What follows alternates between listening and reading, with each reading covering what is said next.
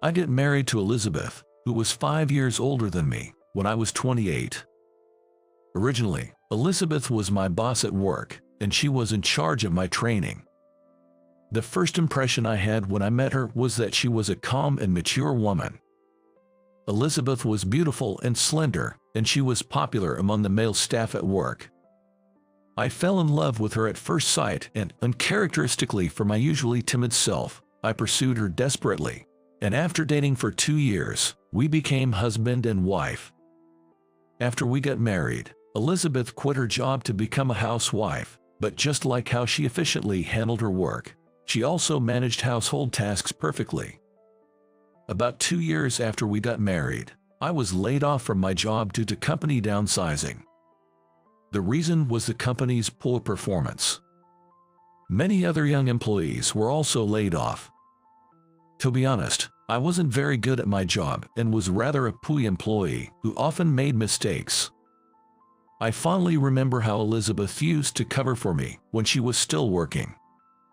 Even when I was laid off, Elizabeth remained calm. I was filled with a sense of shame, but Elizabeth said with a smile, "You're still young, and things will work out. Besides, I'm here, right? If need be, I'll work too."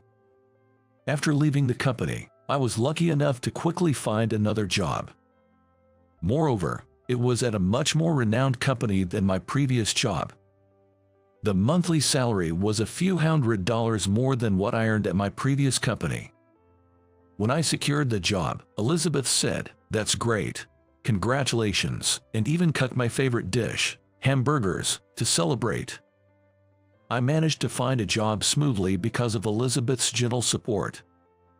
Then, on my first day at the new job, I went to the office feeling nervous. I greeted my new boss and coworkers and was shown to my desk.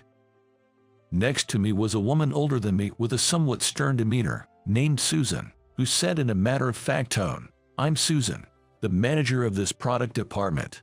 Nice to meet you." I nervously replied, Nice to meet you too." From then on, I began training under her, starting with simple clerical work, which was difficult to learn as I was not very good at getting the point across. Because of this, I kept causing trouble at work and was openly distanced by other employees. While eating lunch alone in the cafeteria, I overheard a female colleague looking down on me saying, "That new guy, despite his age, seems totally incapable at work. Poor Susan." Additionally, a coworker my age mocked me, saying, "You're a high school graduate, right? That's why you're slow to catch on." All the regular employees at this company were graduates of top universities. Since joining this company, I've started feeling an inferiority complex about my educational background like never before. And the hardest part was Susan's harsh attitude towards me. At first, Susan was rather aloof, but she would say, "Well, it can't be helped," as she taught me the work. However, after a month, when I asked questions, she would say, "Didn't I teach you this before? You're not new to the workforce, so you should be able to figure this out on your own," and she stopped teaching me. Even when I said good morning upon arriving, she would only glance at me without returning to greeting. The same was true for other employees. Treated like an outsider at work, I gradually lost confidence, becoming even more timid. I began to wonder if there was any point in me being at this company. Maybe I wasn't needed here. I started to feel this way. I became more withdrawn at home, and although Elizabeth was concerned, I was too embarrassed to tell her about the situation at work. I had to keep trying my best, starting with what I could do, to get accustomed to the job. Then, 3 months after joining, I slowly started to get assigned more challenging tasks and began to feel a sense of fulfillment. Just as I was beginning to enjoy more stable days, something happened. I made a big mistake at work. When sending a quotation to a client via email, I accidentally attached a quote intended for a different client. Sending a quote for another company. "What's going on? I'm terribly sorry. It was a mistake on our part." Instead of me, my boss, Susan, was making an apology call to the client. Afterward, I apologized to Susan, saying, "I'm really sorry for the trouble I caused," but she just glared at me without responding, clearly very upset. Meanwhile, my colleagues looked at me with smirks. Sheesh, such a klutz. Sigh, I've done it again. I immediately felt like leaving the office right away. After that, I was only trusted with simple tasks that anyone could do, just like before, and sometimes I even had no work to do at all when I went to the office. But I couldn't just sit around doing nothing at work. I would sometimes ask Susan, "Is there any work I can do? I'm willing to do anything I can." But she would reply, "There's plenty of work, but nothing I can trust you with. If you have nothing to do, why not do some cleaning? Surely you can do that without messing up, right?" Reluctantly, on days when I had no work, I would clean around my desk and organize the supply room. Things were going so well before. What am I doing? It's pathetic that at my age, all I can do is clean. My colleagues started making fun of me for being such a slacker. Susan even said, "You're married, right? Your wife must have a hard time with a slow and incompetent husband like you." I thought about quitting the company. But since I had just changed jobs and for Elizabeth's sake, I couldn't just quit, so I kept trying my hardest every day, holding back tears. One day, during these challenging times, Elizabeth spoke to me during dinner. "Things haven't been going well at work recently, have they? You don't have to push yourself, you know. Don't bottle it up. You can rely on me when times are tough. We're a married couple, after all. Let's support each other and get through this." She must have sensed something from my increasingly downcast demeanor. As Elizabeth said this, she touched a scar on her right cheek, looking at me worriedly. She's always had a habit of touching her face scar when she's worried. "Thanks, but I'm fine, really. You don't need to worry," I replied. "Really? Are you sure you're not just pushing yourself?" Elizabeth seemed concerned, but I just said, "No, I'm really fine," and quickly finished my meal as if to escape. Then, on a day off, Elizabeth and I went shopping at a nearby mall. As we were walking, I saw Susan in front of us. Oh no, I don't want to meet her here. Maybe I should take another path. But just as I thought this, our eyes met. Guess I had no choice. Should I say hello? Susan, hello." Seeing my face, Susan returned a greeting with a slightly annoyed look. "Hi." She was about to leave quickly, but then Elizabeth, standing next to me, exclaimed, "Oh," and started talking to her. "Susan, is that you?" Susan looked at Elizabeth's face and exclaimed in surprise, "Huh?" Then she asked, "Could it be Elizabeth? Is that you, Elizabeth?" "Yes, it's been a while. I never thought we'd meet here. Have you been well?" Susan awkwardly replied, "Yeah, I've been okay," in a low voice. "That's good. I've been worried about you, so I'm glad to see you," Elizabeth said with a smile. I was surprised to find out they knew each other. "Wait, you two know each other?" "Yes, we were classmates in middle school. We were pretty close back then." "Really? That's surprising." Susan seemed shocked to learn that Elizabeth was my wife. Elizabeth, realizing that Susan was my boss, also looked surprised and said, "Oh, really?" Then, for some reason, Susan looked at Elizabeth with a sad expression. Elizabeth, however, was still smiling at Susan. What's this atmosphere about? Did something happen between them in the past? As I was thinking this, Elizabeth started to speak. "It's surprising that Susan is your boss. The world is smaller than I thought," she said with a calm face. I was surprised too. Susan kept glancing at me awkwardly. After a brief chat, we left the scene. After parting with Susan, Elizabeth said, "I'm relieved to see Susan doing well. I've always been worried about her." Elizabeth was smiling, but I felt there was a deeper emotion hidden behind it. Her words stuck with me. There must have been something between those two. Then, the next day, When I got to the office, Susan unusually greeted me first with a good morning. Then looking down, she started to speak. "I need to talk to you about something, about Elizabeth. Can you come over here for a sec?" So, we went to a separate room to talk. "You're Elizabeth's husband." "Oh, I was surprised yesterday," she said with the same sad expression as before. Yes, I was also surprised to find out that Susan was Elizabeth's classmate. Then Susan, after being silent for a while, told me an astonishing story. Actually, it was a story from when Susan was in middle school. She had been bullied by her classmates. It was quite severe.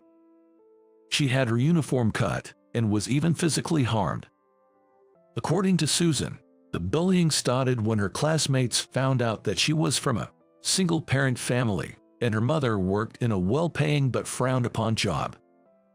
Back then, Susan was at her limit with the harsh daily life. The person who came to her rescue was Elizabeth, who had transferred to her school. While other students ignored the situation or joined in the bullying, Elizabeth was the only one who treated Susan normally. She even confronted the main bullies and asked them to stop. But as a result, Elizabeth became the next target. One day, Elizabeth got badly bullied, ended up fighting, fell, and got a scar on her face. It was a terrible story. I had been curious about the scar on her face, but somehow felt it wasn't my place to ask. Even after becoming a target herself, Elizabeth never blamed Susan and continued to treat her with a smile every day. Susan was my only friend back then. We lost touch after graduating middle school when I had to move because of my dad's job. High school, studying, extracurriculars, everything got busy, and we just drifted apart. Back then, they didn't have cell phones, so gradually they lost contact. But Susan always felt guilty towards Elizabeth, and that hasn't changed even now. After telling me everything, Susan said, "I really feel sorry for what I did to Elizabeth, but she's a strong girl and never blamed me. I'm so grateful to her for saving me and even becoming my friend." As Susan spoke with tears in her eyes, I conveyed to her, "I'm sure Elizabeth doesn't regret helping you, so, Susan, you shouldn't blame yourself. Besides, the real culprits were the bullies who harassed both of you, not you." Then, Susan, with red eyes, whispered, "Thank you, but just like those middle school bullies did to me, I ended up doing the same to you. It's not something I can just apologize for and be forgiven, but I'm truly sorry," she said, bowing her head. Lift your head. It's my fault for not being good at my job. I understand what everyone's talking about me, but I know I can't stay this way, so I'll work hard to earn their recognition," I said with a laugh.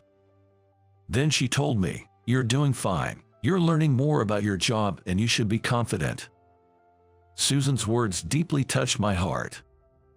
When I got home and told Elizabeth about this, she narrowed her eyes and smiled, saying, "I see. I don't regret helping Susan at all. Actually, I'm glad I could help. I've always been worried about what happened to her, so I'm really happy to see her doing well. I was glad to meet Susan again," she said in a gentle voice. Hearing her words, a wave of emotion suddenly welled up inside me. How strong is my wife? I'm truly proud to have such a wife. I will continue to cherish Elizabeth going forward. Suddenly, I felt this very strongly. From then on, I started to take my work more seriously than ever. Up until now, I lacked confidence and was always nervous, leading to mistakes and being underestimated by colleagues and clients. So, I decided to be more confident and assertive. Of course, there were still many employees who looked down on me. But Susan seemed to have had a change of heart. She was still strict about work, but started to explain things I didn't understand more kindly, and entrusted me with more tasks. I made fewer mistakes and managed to handle projects with clients better, feeling like I was improving.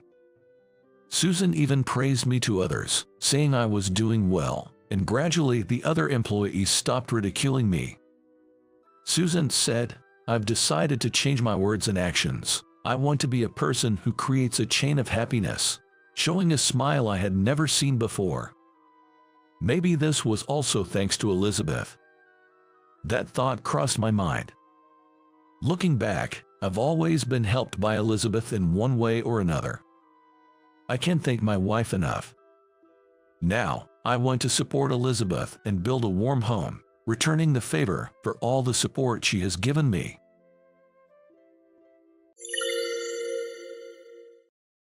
Hey Ryan, the farewell party is today, right? Yeah, no doubt, but department head Ryan said with a dramatic pause. Everyone's going to skip it. The restaurant you booked might even go out of business. Haha. It was, in a way, my last chance. I replied coolly to Ryan, who was laughing merrily. The reservation was at the CEO's family place. What? My name is Hank, 42 years old. After graduating from an engineering college, I've been working for about 20 years.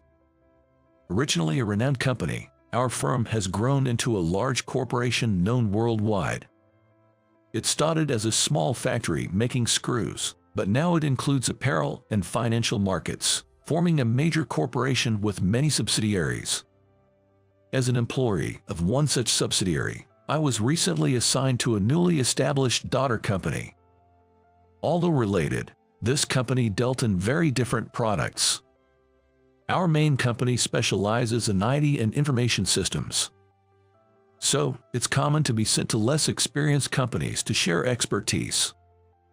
People in this field often tend to be quirky or not great with social interactions. They prefer to immerse themselves in their work, which I totally get. I'd rather do the same. However, being sociable and outgoing, I often get sent on these assignments, leading to many acquaintances in various companies. Consequently, I've gained experience in conducting training sessions, to the point where people say, if it's an assignment, leave it to Hank. Not that I joined a company for this. Still, with no one else eager to take these roles, and the company paying extra for these assignments, I've accepted this as my current situation. So, naturally, I was chosen for this latest assignment. The daughter company I was assigned to had been launched amidst great expectations. New encounters at the assignment locations are surprisingly enjoyable, and I headed to the company with high expectations. The company was housed in a beautiful, recently completed building. After all, it's a magnificent building that was just completed a few years ago. At the reception, I submitted the necessary documents and was directed to the department I would be joining. That department is the Information Systems Division. It's responsible for internal security and networking within the company. My purpose for being assigned here is to teach the essential skills needed for this newly established division, to help set up the systems, and to facilitate connections with various branches. Nice to meet you, I'm Hank, assigned here for a while, looking forward to working with you. To my greeting, the employees, without a clap, stared back with somewhat disinterested eyes. It's fairly common for assigned employees to be unwelcome, so I don't take it to heart. No point in worrying too much about it. I kept a smile on my face, unfazed by the atmosphere. A smile is the best tactic in social situations. Nice to meet you too, I'm the department head, Ryan. The man who introduced himself as Ryan spoke with an arrogant tone. I had heard that this company was staffed entirely with elites from prestigious universities, so they all had high egos. He must be one of them. I hope there's something we can learn from you, but well, let's see how it goes for a while. His words, blatantly looking down on me, made me want to sigh deeply. I see. So this is why the optimization of the company's systems has been such a struggle. People like him never listen to others if they believe they are right. This is going to be a difficult job. As expected, the employees of the Information Systems Department at the assignment location wouldn't listen to me at all. They dismissed me from the start, deciding that my methods were inefficient. As a result, the system's construction was only delayed. but the blame was irrationally directed at me. They say you're the expert, yet you can't do even this. It would be better if we did it ourselves. Just leave the necessary software and manuals and get out. That was the underlying message. But after all, I'm here on a job assignment. I can't leave until the assignment period is over. It's a very uncomfortable environment. Heck, I knew assignments like this are useless. Ryan grumbled, staring at his computer screen. He must be irritated that the work isn't proceeding as he planned. But that's all because they completely ignore my directions, though he seems unaware of that. They think they're better, after all. The manual I prepared was revised and failed repeatedly, and then blamed for the failures. Fixing these errors was my job, yet they wouldn't let me do anything more. Their pride was just too high. After numerous errors, they still wouldn't admit their fault. No, they probably don't want to. Ryan, among others, must be somewhat aware that their methods are flawed. But they don't want to listen to the suggestions of someone on assignment. If only they would follow the manual, it would be so much easier. As they proceed with the manual, they think of new methods, alter it on their own, fail, and then blame my manual. I was at my wit's end. Eventually, after they left, I secretly returned to the department and proceeded with the work according to the manual. Day by day, as the system was built, they claimed they were right all along, but I had no energy left to point out their mistake. In fact, if I did, they might just destroy what had been built so far. In the end, I continued working secretly, and somehow managed to complete the system construction during my assignment period. And so, my assignment period, filled with one-sided troubles, is about to end in a few days. Despite the problems, my work is done, and that should be fine. As I was thinking this, Ryan approached me. "Hey, thanks for your help. Actually, we're planning a farewell party for you." I see. Ryan seemed unusually cheerful, which felt odd. He was smiling, but it didn't give a good impression. More like there was something scheming behind it. "We're thinking of having a farewell party for the whole company, not just this department." "That's a bit much." "Well, you've really helped our company, and the farewell isn't just for you." "I see, a company-wide farewell party. That makes sense. And so, I'd like you to be the organizer." "What? But why am I, the one being farewelled, organizing the party?" "Am I the organizer?" "Yeah, I think you can handle a farewell party for 100 people, right?" Well, I have some ideas, but why did this happen?" "But if I said no, I can't imagine the kind of snide remarks I'd get. Besides, if it's going to be such a large farewell party, there's a place I'd personally like to ask." "Then, I'm counting on you. Make the reservation for 100 people." "Understood. With that size, I think the restaurant will be happy." "Right, haha, I'm looking forward to it." Ryan left with a genuinely happy laugh. After that, I contacted a familiar restaurant and arranged to book the place for the night. Hearing the pleased voice of the restaurant manager on the phone, I thought it was good to be able to help her. A few days later, it was my last day at the assignment, and I left work early to head to the farewell party location. As organizer, it was the right thing to do. At the restaurant, the manager welcomed me, excited about the many people coming. "But so far, only you, Hank, have arrived. Usually, a few people come early." Her puzzled look gave me a bad feeling. Just as I took out my phone to check, I received a call. It was Ryan. "Ryan, the farewell party is today, right?" "Yeah, no doubt, but," Ryan said with a dramatic pause, "everyone's going to skip it. The restaurant you booked might even go out of business." Haha. Ryan burst into laughter over the phone. I thought it might be something like this. It was, in a way, my last chance. I replied coolly to Ryan, who was still laughing. The reservation was at the CEO's family place. "What?" He seemed not to understand my words, responding with a dumbfounded voice. So the restaurant I booked, it's actually the family business of your company's CEO, Mr. Johnson. What? I didn't know that. Ryan's panicked words cut off as I ended the call. Oh dear, did your bad feeling come true? The manager asked with a concerned look. Yeah, seems like it, I replied with a wry smile.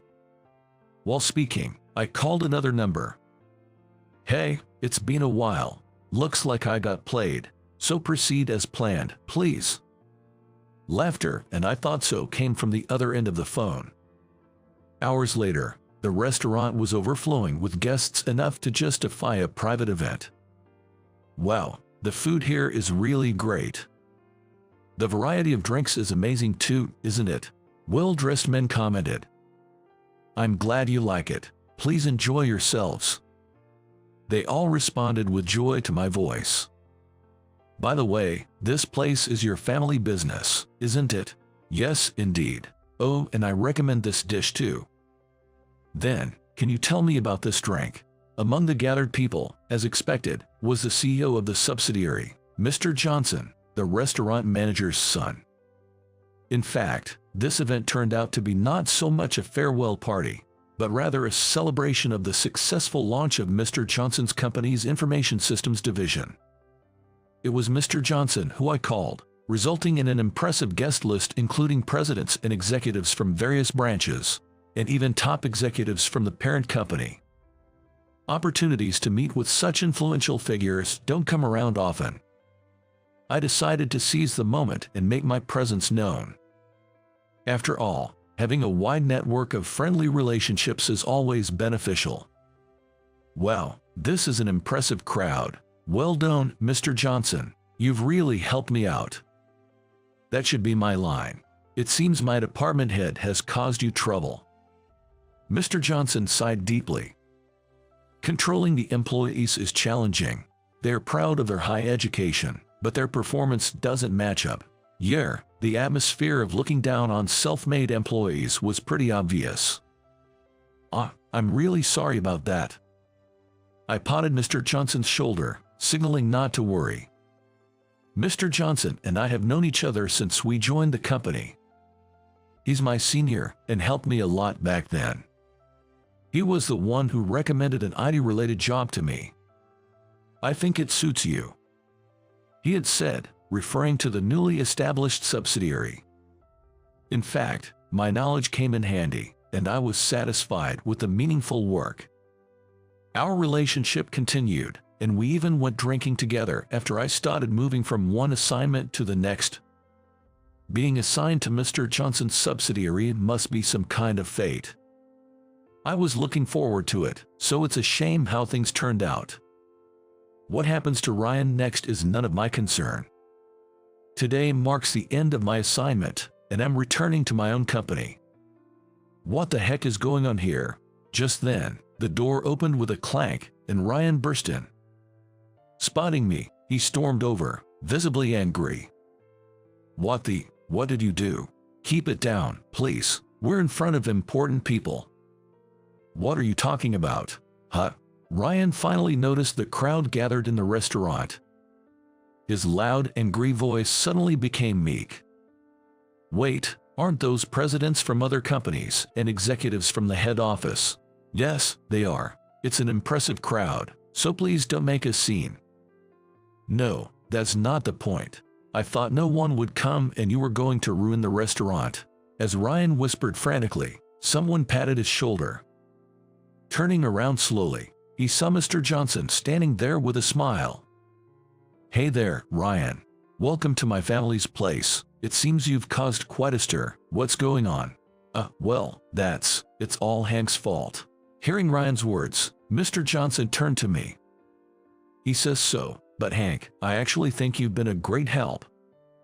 I'm honored. I responded with a smile to Mr. Johnson's words. What in the world? What's happening? It's a celebration of our new division's launch. But I wasn't invited to anything like that. Mr. Johnson laughed heartily at Ryan's words. You say some funny things, Ryan. What? What do you mean? It was Hank who arranged this celebration. He's on good terms with my mother, the manager of this restaurant. He's efficient and has been a great help. Ryan was just frozen at Mr. Johnson's words. I had heard that you requested the celebration, but since it seemed no one was going to show up, I took it over as a launch party for the new division. That's good. If I hadn't heard in advance, my family's restaurant would have taken a big hit. But you really think it's good?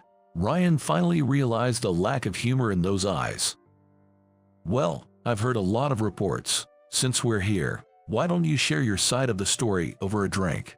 Mr. Johnson said, putting his hand on Ryan's shoulder. Hey, that's just what Hank has been saying on his own. Is that so? Then, I'll join in to check the facts. Huh? Ryan looked back at me in surprise. Of course, I had no intention of helping him. I planned to take this opportunity to vent about everything he had done. There's a lot I'd like to talk about, I said with a full smile, causing Ryan to grit his teeth. Mr. Johnson, don't believe a word he says. It's all nonsense. Well, let's hear it first and then judge. Saying this, we sat down in a small room, surrounding Ryan. By the way, Hank here is my junior from when we first joined. I was the one who recommended him to our IT subsidiary. I know his capabilities well. Mr. Johnson said, pouring beer into Ryan's glass without losing his smile. Now, let's hear both sides of the story, shall we? Ryan looked at me in panic. Of course, I just smiled back at him, gazing steadily. Of course, I'll tell you everything, without hiding anything, about what I've seen and done. What, you? No, originally, it was our effort that, as Ryan spoke, he began to calm down. Yes, they think they achieved it all on their own. We just took the manual from Hank, but after that, it was all our effort. But you're aware of the constant errors, as reported, right? That's because. Ryan started to make excuses in a panic. The errors kept happening because your manual was. If you followed the manual correctly, it would have been fine. The errors happened because you tried to shortcut and force your way through. Shut up. In the end, it worked out, didn't it? As Ryan raised his voice, I decided to deliver the final blow. It seems you think so, but those errors were corrected by me after everyone left. What? Huh? Ryan was clearly taken aback. He couldn't believe it because he thought they had achieved it all on their own. What are you saying? That was because our method was right. That's not the case, but no one would listen to me, so I had to stay late and secretly fix everything. Lies. As Ryan protested, Mr. Johnson joined in, calmly sipping his drink. Do you really think so? The errors that were there until yesterday were suddenly fixed the next day, and you think it was your achievement? Well, you must have found something strange yourself, didn't you? With those words, Ryan bowed his head. He must have realized it. It was expected. I had told them to contact me if anything happened after I left, expecting they would eventually come to me for help. That was all Ryan seemed to think. Ryan, I believe you're a talented employee. Being able to join our company is proof of that. However, Mr. Johnson said after a moment's thought, but no matter how talented you are, without accompanying experience, it doesn't translate into effective work. And when it comes to the system company, Hank is a professional. At Mr. Johnson's words, Ryan's face grew increasingly pale. I was hoping you all could learn something from Hank's experience. That was my expectation. Ryan began to tremble as Mr. Johnson delivered his final statement. Honestly, I'm disappointed in you. I need to rethink everything about your department. With those words, Ryan completely stopped talking. Now, back at my subsidiary, I was spending my time leisurely at my desk, which I hadn't seen in a while. The banquet hosted by Mr. Johnson was a great success, and I managed to make good connections with the CEO of the parent company and other subsidiary presidents. Of course, I made sure they remembered my face. Before that, I had also met with presidents and directors of the subsidiary I was assigned to, greeted them again, drank with them, and shared various stories. For me, it was a very rewarding gathering. As for Ryan, despite it being a celebration for the Information Systems Department, questions arose about why only the department head showed up. He could hardly answer and disappeared before anyone noticed. Later, I heard from Mr. Johnson that the position of department head had been given to someone else. Ryan was demoted to a regular employee in the Information Systems Department and had to start learning everything from scratch. Well, he didn't seem to have much IT knowledge, and while I felt a bit sorry for him, he's still young. A knockdown or two can be a good experience. Months later, I was assigned to another assignment. The CEO himself, Mr. Thompson, who took a liking to me at the party, called me for it. This time, it's an assignment to the head office. I've heard that there's new equipment there that even I'm not familiar with, so I'm excited to go and see it. Well, the last time was a bit of a mess, but this time it's the head office. There's a lot to look forward to. And so, I start preparing for another assignment again. Who do you think you're talking to? Although he's asking who I'm addressing, it seems like Ken, not realizing what position I hold in the company. His angry face glaring at me, Ken's shouting voice was loud enough to echo outside the office. When I reported to President, Mr. Bailey, that I was fired based on Ken's instructions, he looked at me in surprise. I had thought that a dismissal would never happen without going for Mr. Bailey. However, what Mr. Bailey was worried about wasn't me. It was the patent rights I held. What will happen to the patent rights? Disappointed by the words that came out of a worried-looking Mr. Bailey, I let out a heavy sigh. Having been with the company for a long time, I can't stay at a company that sees its employees as nothing more than tools. Starting tomorrow, I'll be joining a rival company, so I guess your business is going down. At my words, Mr. Bailey, looking pale and staring off into the distance, could only respond with a bewildered huh. Past disappointment, I couldn't help but snicker at his reaction. By the time Ken realized what he had done with my departure, it was already too late. Employees are limited and valuable assets, not tools to be used up. A natural consequence awaited the two who failed to understand this. My name is Jack. A fieldwork enthusiast, I've worked as a regular employee, disconnected from promotions even at 49 years old. After graduating from college, I joined a company as a fresh graduate, specializing in creating websites for small and medium businesses and internal systems, and before I knew it, I'd been there for 20 years. Though I've turned down promotions several times, I've managed to lead my subordinates as a project leader in the product development department. When the sales department receives new inquiries or orders, they usually come to me first. After that, our team discusses how to build the system in meetings. Those are my favorite times. Despite being a small company, I take pride in working with teammates who have globally viable ideas. When I received a patent for a program fundamental to our system development, the whole team celebrated. Though the patent rights are in my name as the team leader, I still think of it as everyone's achievement. I plan to continue working together with everyone to become a globally competitive company, but things changed a bit due to an internal personal transfer. A few months after obtaining the patent, Ken, President's son, was suddenly transferred to my product development department. Despite being in his 20s, Ken was inexplicably transferred as a department head. I worried that Ken, with his craftsman-like attitude, might not blend well with the other employees. But my concerns were ignored, and Ken spoke to us with a condescending attitude. I'm going to grow this company. Your regular employees just need to follow my orders. If Ken had achievements or charisma, his arrogant attitude might have been tolerable, but he had none.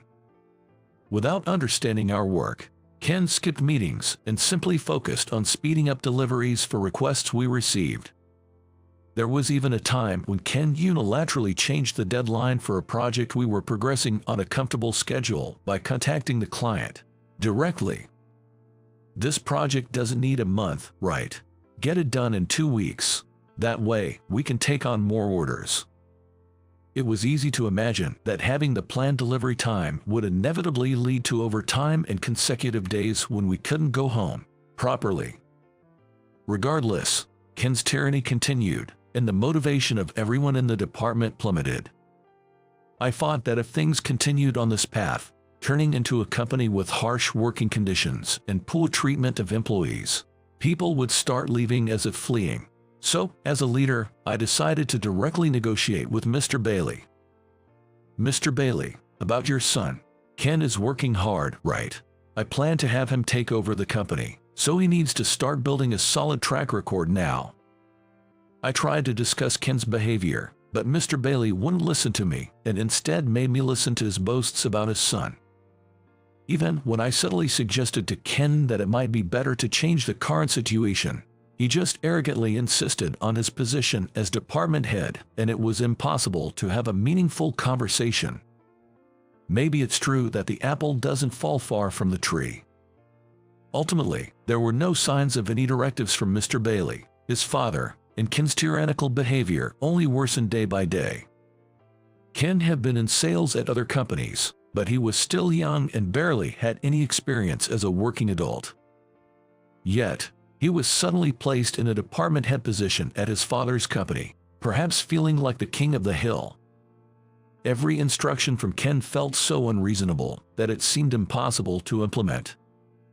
As Ken's behavior became increasingly arrogant day by day, there were more moments when I felt he regarded us almost like slaves.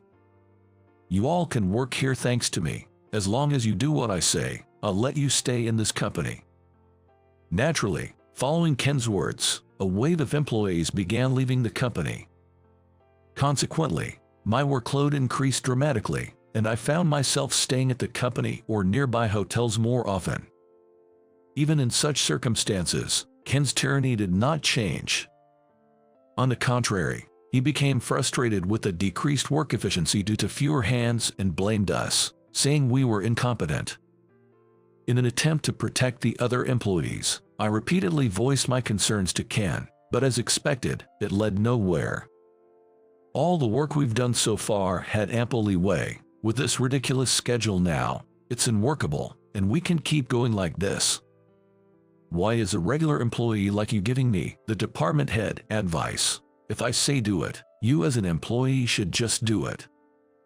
I, too, started thinking about leaving the company, just like the other employees, unable to keep up with Ken's actions anymore. Feeling I had reached my limit with Ken's outrageous behavior, I went to Mr. Bailey again to ask him to stop Ken's tyranny. But, just like before, all I got were stories boasting about his son, and it was impossible to have a serious conversation. Feeling a disconnect with his response, I wondered why he was so insistent on having his son Ken do this job. One day, a major complaint came from a longtime client, and we were all busy dealing with it. A sudden system breakdown occurred, and the recovery operation turned out to be an extraordinary situation, not finishing even after a week of all-nighters. Somehow managing to complete the work, I staggered toward the nap room, utterly exhausted. I hadn't intended to eavesdrop, but the nap room was close to the president's office. At that moment, Mr. Smith, president of the company that caused the system breakdown, had come to our office in person. Listening to the calm conversation between the two, I was shocked to learn an unbelievable truth. Turns out, Mr. Bailey had sent his son to my department to build a track record of working as a boss in a department with someone like me who held a patent. Mr. Bailey had been using us as tools for his son's career advancement. Hearing this, I was devastated to realize that I was nothing more than a tool to the company, and that Mr. Bailey saw me as nothing more. Unable to think about resting, I trudged back to my desk, shoulders slumped and feet heavy. Even in that state, Ken continued to use me like a slave with his usual arrogant attitude. Knowing Mr. Bailey's intentions, I realized there was no need to endure Ken's oppressive behavior anymore. Exhausted, I let all my pent-up frustrations with Ken out in a burst of emotion. "Ken, We've reached our limit. This workload is insane. If you're so insistent, why don't you try doing some of it yourself? Huh? Who do you think you're talking to? Overtly grumpy, Ken yells at me, glaring at me with an irritated look on his face. Ken's voice was so loud that it leaked out of the office, attracting the attention of all the employees present. Although he's asking who I'm addressing, it seems like Ken is the one who doesn't understand what kind of presence I am and how much I've contributed to the company. Disgusted with Ken's attitude, I looked down and sighed softly. Then, Ken, looking at my face, let out a big sigh. Fine. We don't need an employee like you in this company. Useless old man like you should just leave. Although it was a sudden notice of dismissal from Ken, in a way, it was the reaction I had anticipated. It wasn't about whether I was needed by the company, but whether I would stay. I never thought I'd be told to leave by Ken, though I had been considering quitting. So, I'm fired, and it's an order from the department head, right? Are you really okay with me leaving this company? Ken, not understanding the significance of my words, waved me off with a smug look. Of course, who do you think you are? We have plenty of regular employees. One less won't make a difference. Understood. After bowing deeply to Ken, I headed straight to the president's office. Barging into Mr. Bailey's office, he looked at me with wide eyes, clearly surprised. Then, I told Mr. Bailey everything about Ken's oppressive behavior and everything that had happened so far. I thought he finally listened to me, but his response was unexpected. So it is, but you are here, right? Ken is only 27. It must be just youthful actions. You've been with the company for quite some time. So as a senior, please guide him. Mr. Bailey, either not understanding my point or deliberately ignoring it, said something completely off base. At this moment, I fully realized that Ken was president's son and sighed deeply. I've been directly told by Ken that I'm fired, so I'll be resigning voluntarily. Please handle the paperwork and my severance pay. Is that so? If Ken said that, then it can't be helped. By the way, what about the patent rights you hold? It seemed Mr. Bailey, as the company president, had no particular feelings about me leaving the company. Instead, what he was really concerned about wasn't me, but the patent rights I held. What will happen to the patent rights? Disappointed by the words that came out of a worried-looking Mr. Bailey, I let out a heavy sigh. I couldn't stand working at a company that only saw its employees as tools any longer. Since I'm apparently not needed here, I'll be joining a rival company starting tomorrow. I guess your company is in trouble now. Mr. Bailey finally seemed to understand my words and turned pale, trembling as he realized the gravity of the situation. What? Wait a minute, what are you saying? The revenue from the patent I hold accounts for over 60% of the company's profits. Neither Mr. Bailey nor Ken seemed to understand that.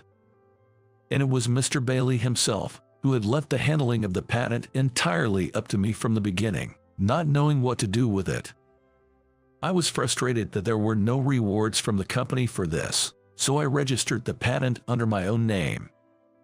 Of course, without me, the company would no longer have the right to claim that patent. I interrupted him just as he was about to say something. Then, I thank you for everything up to now. Then I quickly left the president's office. I could hear Mr. Bailey saying something behind me, but as I was leaving the company, it no longer mattered to me. Previously, I had vented to a friend about my dissatisfaction with Ken's strange behavior over drinks. My friend, Troy, and I have been drinking buddies for ages, getting together almost every month. Though I couldn't share confidential details, Troy is a close friend I can talk about anything. Troy understood that something was wrong with my workplace. That's totally illegal and a terrible company. Jack, don't push yourself too hard, he said during one of our drinking sessions, which ended up being more of a vent than a consultation. Then, suddenly being serious, Troy made a proposal. Hey, if you're okay with it, why don't you come work at my company? Troy's company is a rival to mine. We've competed in bids for big projects several times. Though we're rivals, the employees at the ground level get along fairly well. It's only the upper management that treats each other like archenemies. I was honestly happy about Troy's offer.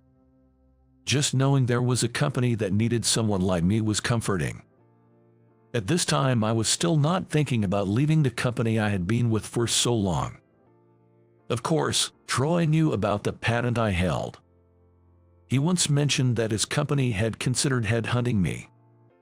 He didn't push it then, letting the conversation fade. But now, Troy had promoted to the position of HR director at the rival company. Recently, the executives at the rival company, hearing about the declining performance of Mr. Bailey's company, urged Troy to recruit me again. They seemed interested in bringing me, with my experience and achievements, and my patent into their company. According to Troy, if I joined his company, they were willing to offer double my current salary. It was an attractive offer, but since it was discussed over drinks, I only half believed it at the time. A month after this job offer, Troy called me for a serious talk. About our last conversation, the executives also find your skills and patent attractive. If you're willing, would you seriously consider it? Such an opportunity with great benefits might never come again. Still, leaving my current company felt like betraying my colleagues with whom I had worked so closely. I had been pondering over Troy's offer for several days when Ken told me I was fired. On my way to the president's office to discuss my resignation, I immediately called Troy. It turned out I could start the new job as early as the next day. Seeing Mr. Bailey's pale face, I felt slightly guilty, but in the end, if they cared more about the patent than my presence, it was their own doing. After gathering my belongings, I decided to leave for the day. As I passed through the hallway, I coincidentally ran into Ken, who seemed pleased with himself for having driven me out, smirking as he looked at me. Maybe he felt satisfied since the only person who ever talked back to him was leaving. Disgusted with Ken, I didn't bother to respond. With everything that had happened, I had no regrets left and went straight home after thanking my colleagues. On my way back, I ignored several calls from Mr. Bailey. His voicemails contained apologies, but for me, it was already a closed chapter, and I didn't return the calls. About a month after I started working at the rival company, Mr. Bailey called me again. "Jack, won't you reconsider? Without you, Ken can't make any significant achievements." Hearing his words, treating me not just as an ordinary employee but as a tool for his son, left me speechless in disbelief. There were offers of better conditions for returning, but they paled in comparison to what I was receiving at my new job. "I'll consider returning on one condition. If Ken resigns from the company, I'll think about it." Furious at my response, Mr. Bailey quickly changed his tone, shouting over the phone, "Who do you think you are? You're mocking me. I can't let my son resign."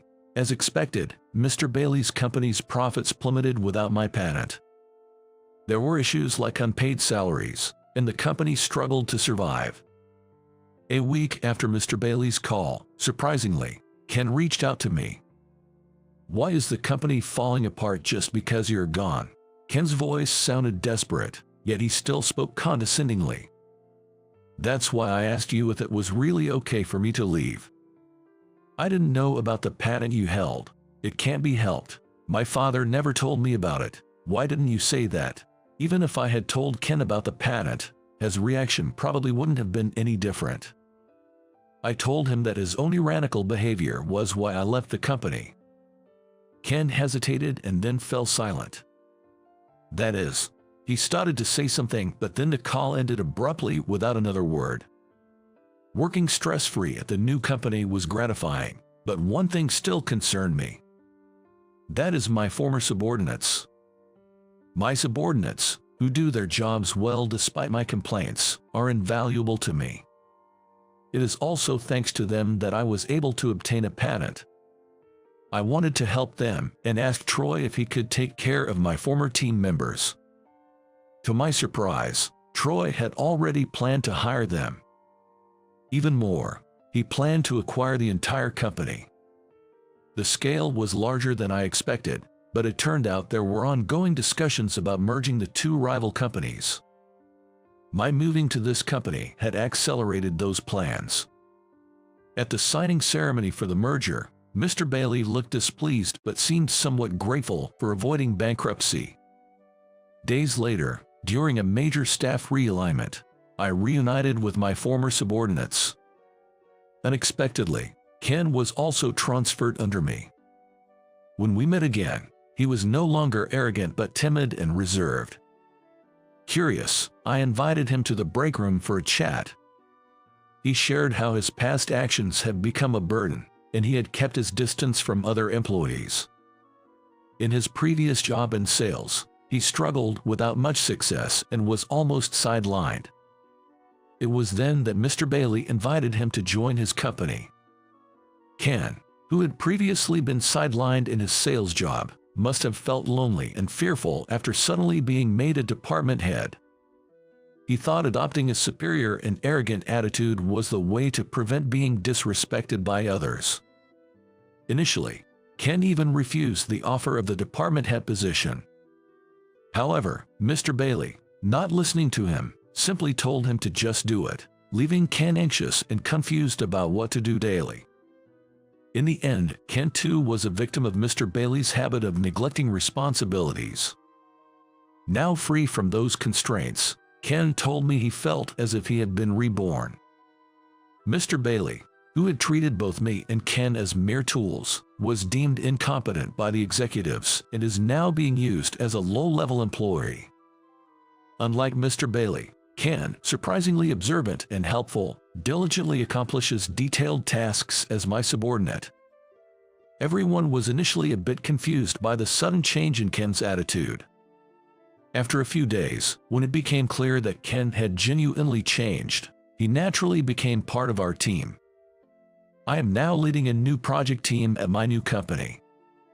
Unlike before, the company recognizes and appreciates the work I do, which has positively impacted not only my motivation but also that of my colleagues. 3 years after changing jobs, having successfully developed new technology, I started an internal venture with my team, including Ken. We secured new patents, allowing us to grow not only as a company but also together as a team. Work is busy and challenging, but the sense of achievement and fulfillment makes every day enjoyable. Unlike you with just a high school diploma, the man I'm marrying is a college graduate and an elite. In high school, I became estranged from a beautiful classmate due to certain circumstances. I was invited to a wedding by a junior and ended up reuniting with that classmate. Thinking I was still just a high school graduate working some job, she said that to me as soon as we met again. "Maybe my husband will become your boss soon." She took the same condescending attitude towards me as she did back then, so I decided to tell her the truth.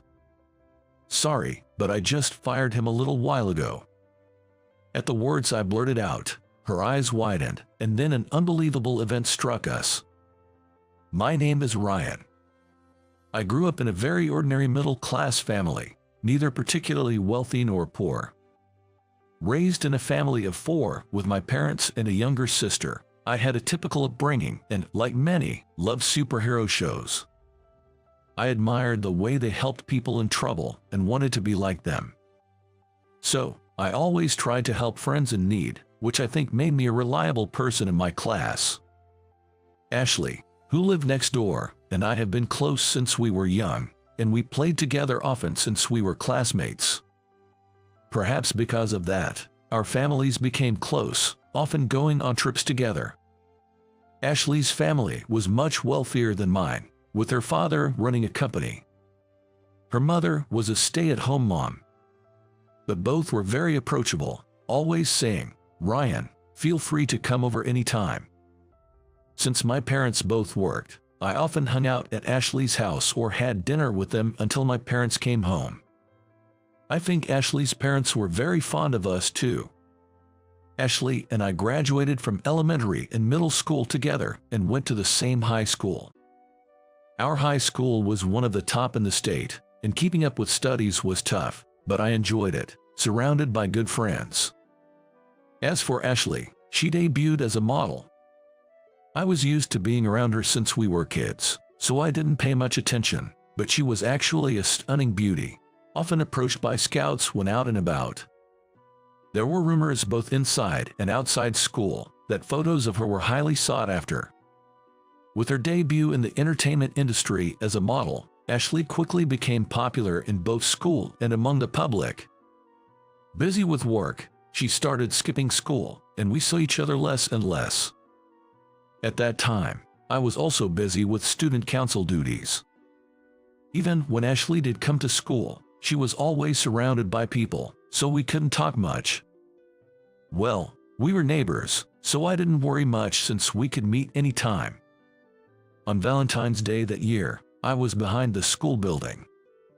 "Ryan, I've liked you for a long time. Will you go out with me?" Olivia, a classmate, confessed to me. It was my first confession, and I was bewildered. I only talked to Olivia occasionally, and never imagined she felt that way about me. "Yes, if it's okay, please take this chocolate too." Olivia held a small paper bag. Looking inside, there was a beautifully wrapped package.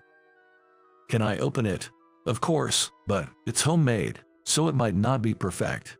Inside were homemade chocolates. "This is homemade chocolate. You made this, Olivia. That's amazing." "Thank you." I thanked her, feeling grateful and flattered. "I don't know much about you, Olivia. Is that okay?" "Yes, I'd be happy if you get to know me more." Seeing her blush and say that, I found her genuinely cute, and we started dating. Being in the student council, I was quite well known around school. When word got out that I had a girlfriend, everyone started teasing me about finally being taken, but I didn't mind. Then, I saw Ashley in school. I think it had been about 2 weeks since I last saw her. "Hey, Ashley, long time no see." "Yes, it has been." I called out to her, but her response was cold. I was surprised by her aloof attitude, as I had never seen her react like that before. I didn't know how to respond, as I'd never experienced such a reaction from Ashley. "What's up? Are you in a bad mood, Ashley?" "Not at all." Ashley said that and just walked away. Usually, she would have said something like, "Ryan, it's been a while," and chatted for a bit. Well, maybe she really was in a bad mood.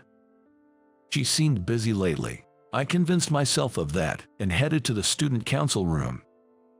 A little later, I heard rumors that Ashley was harassing my girlfriend, Olivia. I hadn't seen it myself, but when I asked Olivia, she just smiled vaguely. This reaction, does it mean it's true? Thinking that if it was true, I had to ask Ashley to stop, so I decided to talk to her the next time I saw her. That day came sooner than expected, and I saw Ashley again in school. "Ashley, can I talk to you for a second?" "What is it?" I took Ashley aside in the hallway and faced her. She looked at me irritably. "Ashley, are you harassing Olivia?" "What are you talking about? I heard rumors you were giving my girlfriend, Olivia, a hard time. Please stop if you're doing that." "Ryan, you think I would do something like that?" "I don't think you would, but if you're doing something that could be misunderstood." "I haven't done anything."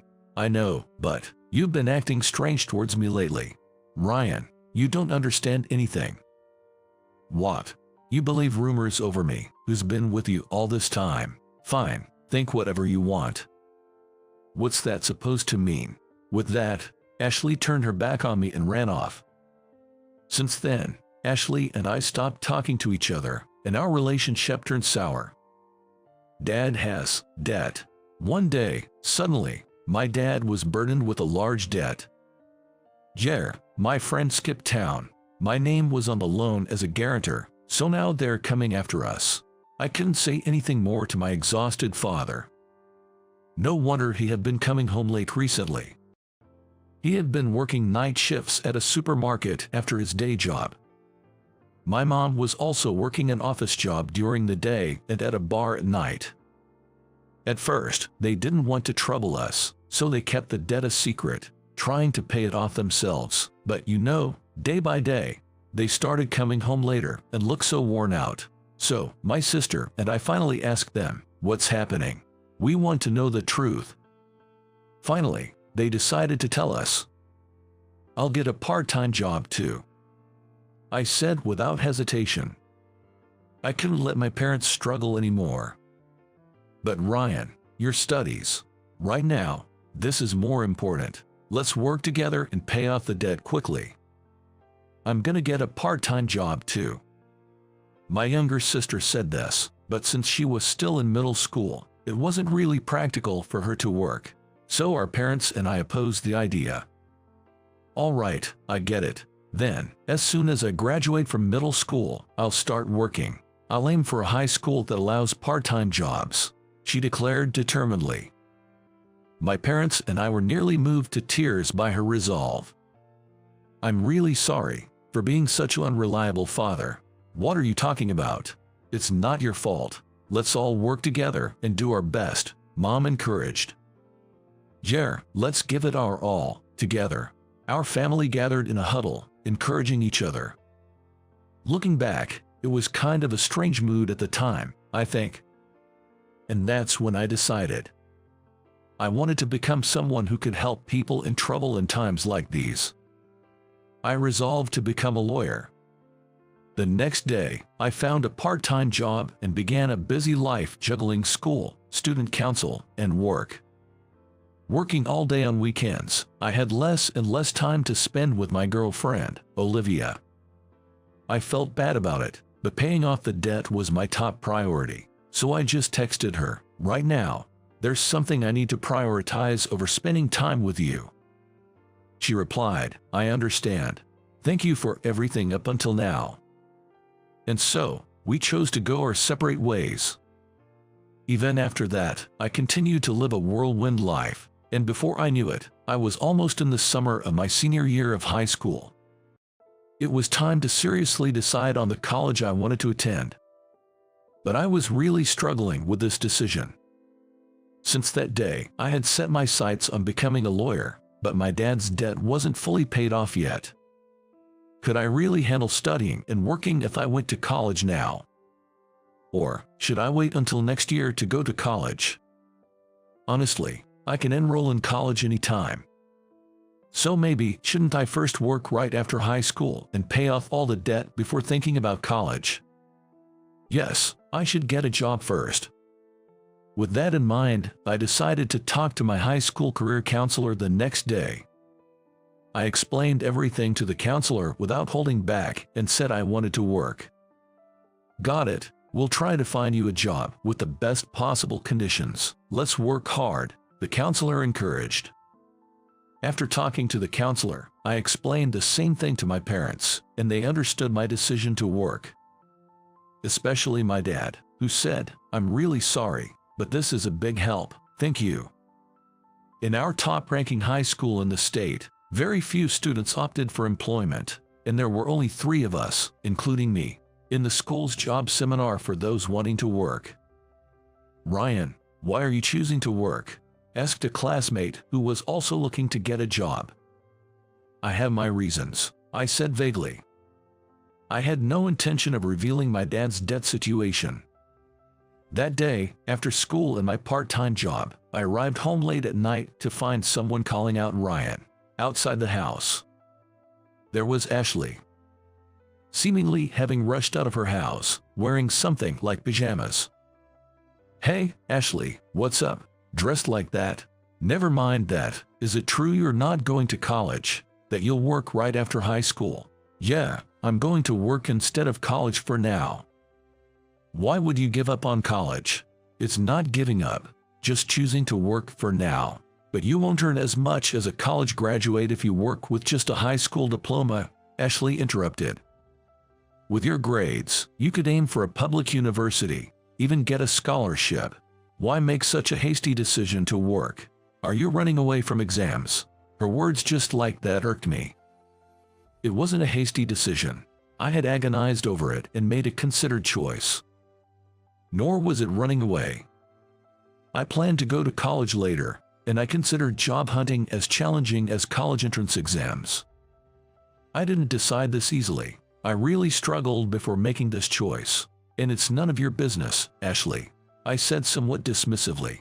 Ashley looked hurt by my response. Oh, right. It's none of my business.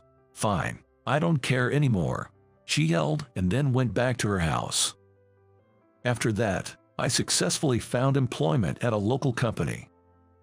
Ashley, meanwhile, got accepted into a prestigious university and became known as a beautiful model genius who got into a top university. 10 years have passed since then, and after going through various experiences, I managed to become a lawyer and now run my own private office. Finally finished with that big case. It was a challenging job, but I had managed to complete it successfully and was now back at my office. I'm back. Mr. Thompson, you look tired. Glad to see you're still energetic, Ethan. Greeting me with high spirits was Ethan. He's a junior lawyer who followed me when I started my own law firm, saying, Ryan, please take me with you. I want to work under you. He's a bright and energetic guy who looks up to me, so I'm quite fond of him. Mr. Thompson, do you have a moment?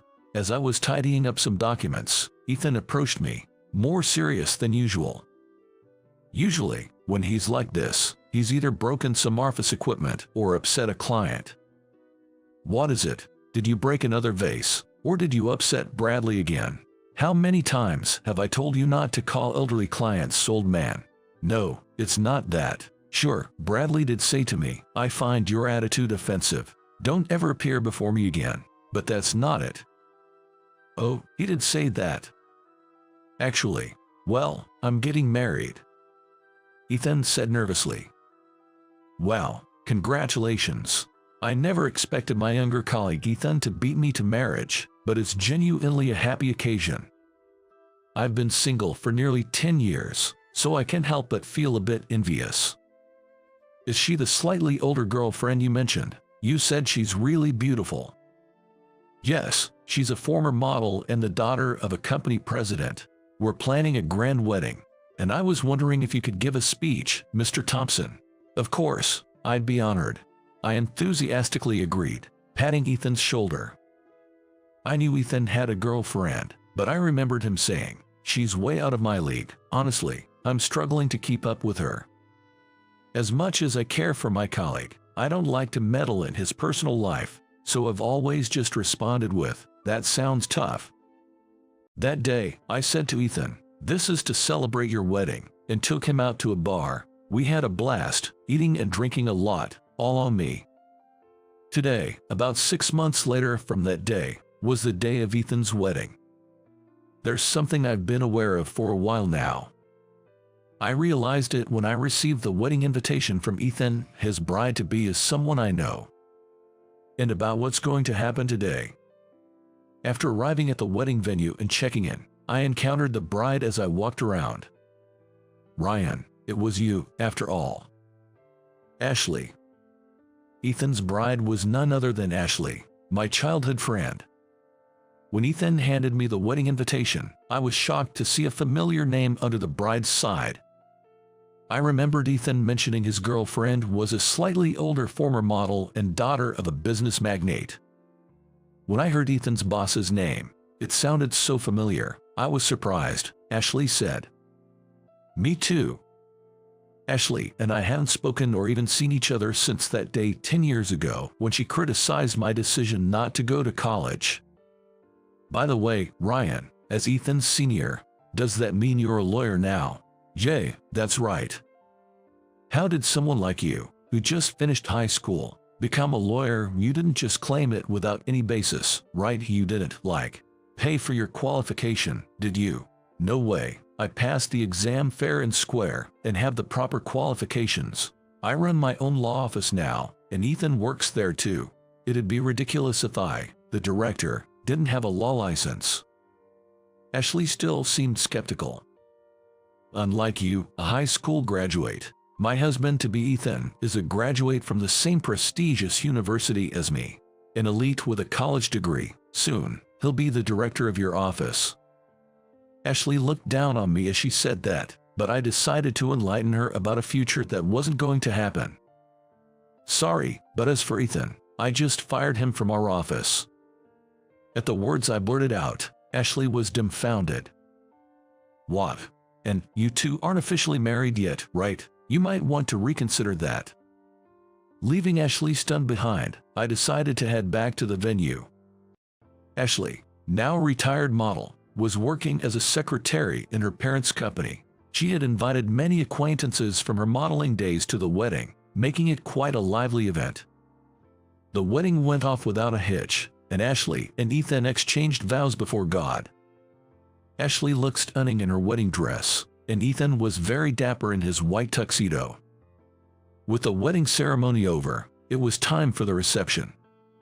I was sitting at the reception venue, but the reception wasn't starting. The scheduled start time had already passed. The venue started to buzz with whispers, and guests began asking, "Has something happened?" The person who took the microphone was Ashley's father. He's a man I know quite well. "Ladies and gentlemen, I regret to inform you due to unforeseen circumstances, we have to cancel the reception. I apologize for the inconvenience. The meals prepared for today will be served, so please enjoy." After speaking quickly, he hurriedly left the venue. The sudden cancellation of the reception caused a stir among the guests, turning into quite a commotion. I quietly slipped out of the noisy venue and into the hallway. "Mr. Evans." "Ryan." There stood Ashley's father, looking utterly exhausted. "Ethan got arrested, didn't he?" At my words, he nodded. Ethan had been withdrawing extra money from client accounts and using it for himself. I first learned about it when a family member of one of Ethan's clients informed me. Ethan had been the guardian of several elderly clients without relatives, but one day, it turned out that one of these clients actually had a family. When the family wanted to take over financial management and asked for the bank book, Ethan was reluctant to hand it over and didn't show it. Suspicious, the family reported the bank book as lost and had it reissued, only to discover that the balance was clearly wrong. This person had been hospitalized several times, and each time, $10,000 was withdrawn as hospital fees. It was Ethan, acting as the legal guardian, who had been paying this to the hospital. I know that hospital fees rarely cost $10,000, which is an unusually high amount. The way the money was being used was suspicious, the family told me, and that's when I first became aware of the issue. To my embarrassment, I had been completely unaware of it. Following this, I investigated whether Ethan was doing something similar with other clients and discovered that he had done the same thing to 5 other clients. All of them were people for whom Ethan had been the legal guardian. When I confronted Ethan about it, he admitted everything. "Yes, I did it." "Can I hear the reason?" "I was gifting my girlfriend with luxury brands and gambling. Wasn't the salary we were paying you enough to live on? I could manage living on the salary, but I wanted to give gifts to keep my girlfriend with me. She was too good for me," Ethan continued, leaving me speechless. I had this conversation with him just a week before the wedding. Immediately, I filed a disciplinary request, explained the situation to the victims and their families, and apologized. I initially covered the lost money, but the victims' families, unwilling to forgive Ethan's actions, filed a complaint. The complaint was accepted, and Ethan was arrested right before the wedding reception. The reception was, of course, canceled and turned into a simple meal gathering. The engagement was annulled. Ethan's parents, as well as Ashley and her parents, were visibly shocked and devastated. I didn't know what to say to Ethan and just stood there, unable to find the words. This incident later became a huge news story, labeled as corrupt lawyer exploiting the adult guardianship system. Ethan, of course, was stripped of his lawyer's license. As an employee of my firm, this hit us hard, but I chose to sincerely support the victims and respond earnestly. As a result, my reputation didn't suffer too much. I really had no idea Ethan was doing something like that. Ashley said. Me neither. I was completely unaware, I replied. A few days later, Ashley visited my office. She came holding a bag filled with a large sum of money. Ashley handed it over to me. What's all this money for? I asked, surprised what was inside. Ashley began to speak, looking apologetic. This is from selling all the brand name gifts Ethan gave me. It's not the original price, but it should be a considerable amount.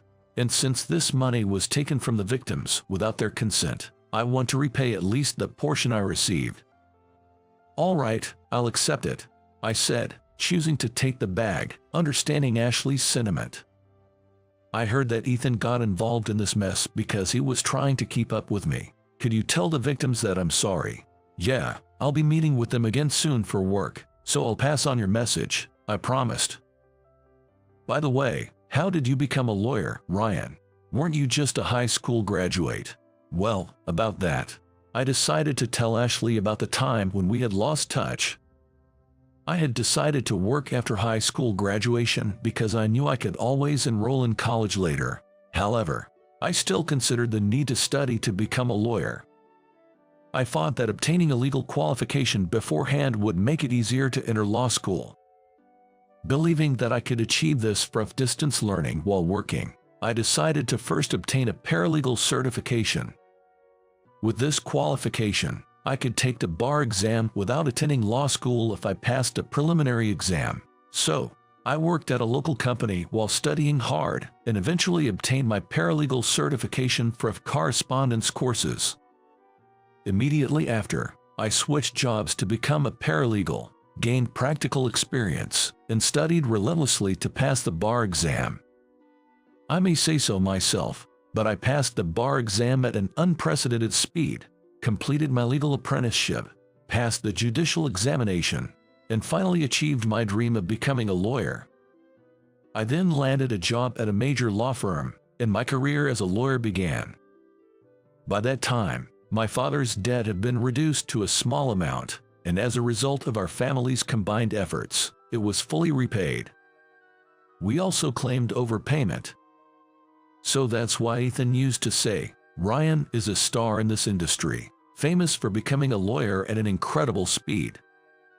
Ashley murmured, nodding as if she understood after hearing my story. I had met Ethan at the first law firm where I worked as a lawyer. We were close in age and often worked together.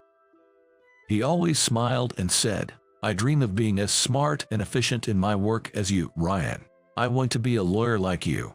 Remembering this, I felt somewhat melancholic. Ethan got himself into this trouble because he was trying too hard to match up with Ashley and ended up in over his head. I guess I was really out of her league, Ethan said with a sad smile, a memory that came back to me. Since then, Ashley and I started to keep in touch, and we occasionally went out for meals. Our conversations were mostly about our recent updates and memories from our high school days. I didn't know your father had become a guarantor for a loan. If you had told me, maybe my father could have helped. There's no way I could have asked your family for that. Even if they had lent us money, we would have made sure to pay it back in full, I replied. Yeah, your family was always very honest, Ashley said with a smile. You know, becoming a model was your idea, she revealed. Really? At the high school festival, remember the fashion show where the home economics club made outfits? You saw me in one of those outfits and said, Ashley, you really look like a model. It suits you so well. Maybe this glamorous world is meant for you. That's why I decided to give modeling a try. I don't remember that at all, I thought, but I figured Ashley probably realized I didn't remember. And about the rumor that I harassed your girlfriend in high school, that was completely false. Oh, right, that rumor. So it was false. Rather, it was that girlfriend, Olivia, right? She was the one spreading lies that I was harassing her. What, really? I was shocked by this revelation. Olivia never seemed like the type to do such a thing. I heard later that she spread those rumors because she was worried about losing you to me, your childhood friend. She lied about me harassing her. After all, I was so busy with work back then. I barely came to school. How could I have harassed her enough to start such rumors? That made sense when she put it that way. Well, women can be scary. I was most hurt and sad that you didn't believe me back then, Ashley said with a sad smile. I'm sorry about that time. It's okay. It's all in the past, she said, forgiving me. After that, Ashley and I grew closer and managed to return to our old relationship. Eventually, our relationship naturally progressed to dating, and now we live together. Though we both have strong personalities and often argue, our relationship is better than it used to be. And today is Ashley's birthday. I plan to surprise her with a marriage proposal. After having dinner at a restaurant with a beautiful night view, we decided to stay at a hotel. I went to the room where Ashley was waiting, holding a bouquet of 108 roses. The meaning of the 108 roses, of course, is "Will you marry me?" I thought it might be a bit too cheesy, but I went with it. In the room, I had left a dress as a gift for Ashley with a note saying, "I want you to wear this dress." I wondered if she had changed into it as I arrived nervously at the room. When I knocked and entered, there was Ashley, wearing the dress I gifted. "Ryan, thank you for the dress. It's exactly my style," she said. "I'm glad, because I have another present for you." "Really? What is it?" In front of Ashley, intrigued, I held out the bouquet of roses and professed, "Ashley, will you marry me?" Tears streaming down her face, Ashley said, "Yes, I will. Thank you." I couldn't help but think, if I had just trusted her and openly talked about my father's debts and my need to work, maybe I wouldn't have taken such a long detour to get here. But it was that very experience that led me to find and fulfill my dream of becoming a lawyer. Still, I couldn't shake the thought that if I hadn't become a lawyer, maybe Ethan wouldn't have done what he did. He always said he admired me, which made me think this way, but I know dwelling on the past is pointless. The future is uncertain, but now, as a husband to Ashley, I want to trust her words and work together, striving forward side by side.